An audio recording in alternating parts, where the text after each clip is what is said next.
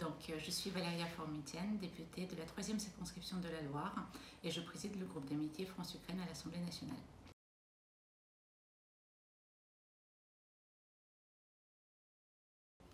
Alors, tout d'abord, je suis en lien avec un certain réseau que je me suis constitué en 5 ans. Il s'agit des parlementaires ukrainiens, mais aussi des personnes de la société civile, de l'entreprise et du milieu militaire. Donc, ce qu'ils disent depuis le début en fait, de l'invasion russe en Ukraine, c'est d'une part leur résistance et leur envie de préserver leur liberté, leurs droits, leur autodétermination et l'intégrité de leur territoire.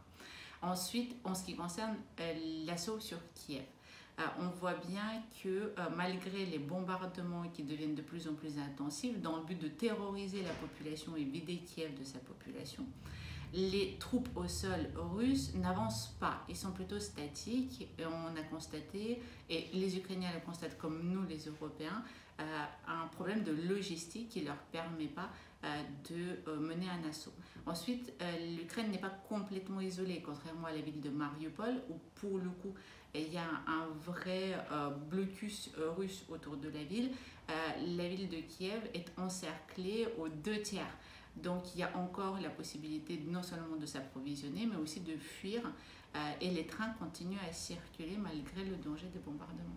Donc aujourd'hui, Kiev est sous couvre-feu pendant 36 heures, qui est lié d'une à l'intensité des bombardements, donc pour préserver les vies civiles, et d'autre part parce qu'il y a potentiellement des saboteurs qui se trouvent dans la ville, donc des militaires russes en civil qui doivent mener un certain nombre d'actions, et donc tous ceux qui sont dehors pendant le couvre-feu sont considérés potentiellement comme l'ennemi, donc sont arrêtés par les autorités locales et interrogés sur le fait qu'ils soient dehors et pour quelles raisons ils le sont. Donc il n'y a pas forcément à attendre une attaque imminente de la ville de Kiev parce que les forces russes ne sont pas forcément aptes à le faire à ce stade. Et en plus, ce serait rentrer dans une guérilla urbaine là où l'armée russe a l'air d'avoir des lacunes fondamentales.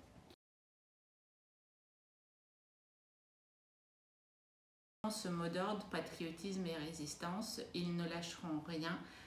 Ils sont évidemment pour les pourparlers, pour le dialogue, pour une issue favorable pour eux, la sortie du conflit, évidemment le retrait des troupes, les cessez-le-feu, mais à la fois ils sont prêts à résister quoi qu'il arrive.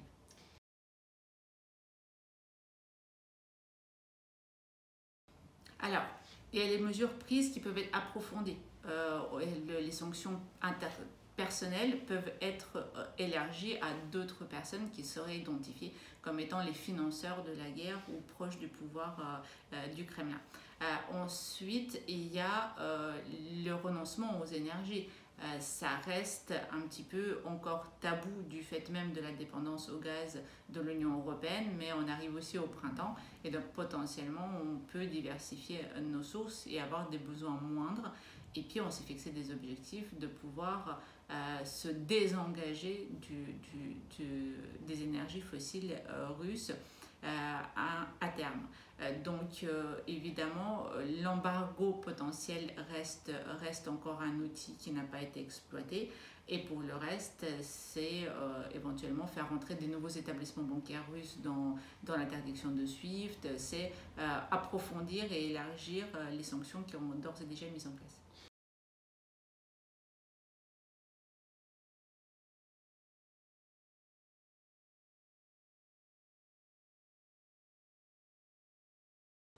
Alors, la problématique, effectivement, c'est d'une part le jeu de dupes auquel joue Vladimir Poutine avec ses couloirs humanitaires, en proposant par exemple les évacuations vers la Russie ou la Biélorussie, ce qui est a priori pas audible par les populations et la réaction était assez épidermique.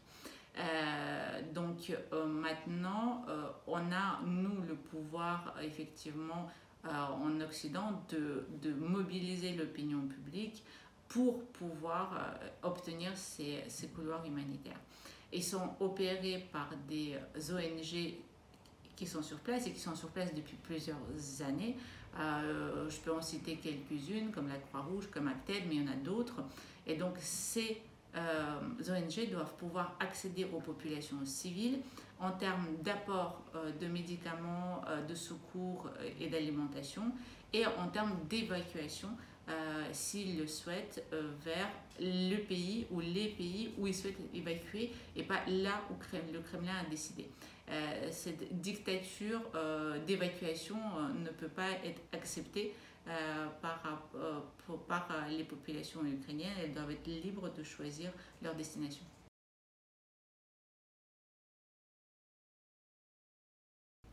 Alors, les priorités sont multiples, les champs qu'on doit occuper sont vastes. Tout d'abord, leur permettre d'arriver en France dans de bonnes conditions. Je tiens à rappeler, et je l'ai dit sur plusieurs plateaux de télévision et aussi de radio, attention, ne partons pas billet en tête qu'on va sauver tout le monde quand on est un simple concitoyen. La désorganisation que ça génère aux frontières en Roumanie, en Pologne, en Moldavie ou en Hongrie favorise le comportement des criminels qui profitent du désastre humanitaire. Donc, il ne faut passer que par les associations et les ONG qui ont été reconnues par la France et par le pays éventuellement local où vous souhaitez vous rendre. Mais ne partez pas avec vos voitures pour aller sauver des familles que vous ne connaissez pas. Ça rajoute de la difficulté de la gestion à la frontière. Idem pour les vivres et l'aide humanitaire. Si ce n'est pas une liste précise donnée par le gouvernement français, une ONG ou l'ambassade d'Ukraine en France, n'envoyez pas des choses qui vont pourrir et qui ne vont pas être utilisées parce que ce n'est pas le moment, ce n'est pas la priorité, ce n'est pas de cela qu'on a besoin. Ensuite, une fois que les Ukrainiens arrivent sur le territoire national, il faut la prise en charge, évidemment. D'une part, en termes administratifs, et cela, la France a mis en place un certain nombre de choses. Il y a un site internet déjà réfugiés.info qui permet de se renseigner sur les démarches à suivre. Le point d'ancrage, ce sont les préfectures, se faire identifier auprès des préfectures, obtenir les documents avec le droit de résidence, avec le droit du travail. Ensuite, évidemment, le logement reste crucial. Alors, d'abord chez l'habitant, et les volontaires peuvent se faire identifier aussi auprès du ministère de l'Intérieur ou de leur préfecture locale pour accueillir des familles. Ensuite, des logements évidemment plus stables, la scolarisation des enfants, la prise en charge médicale et psychologique. Et enfin, l'emploi pour ces personnes qui ne souhaitent pas vivre au crochet des États qui les accueillent. Et donc, il faut qu'on travaille en profondeur sur les équivalences de diplômes, les équivalences des parcours, qu'il y ait des offres d'emploi mises à disposition par les employeurs de manière centralisée, qu'on franchisse les barrières des langues.